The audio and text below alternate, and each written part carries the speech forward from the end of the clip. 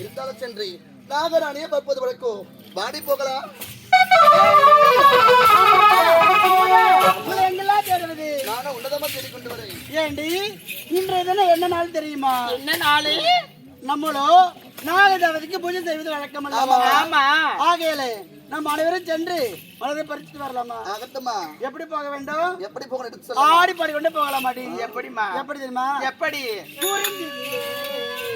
பூமலர்ந்து குலுங்குதே.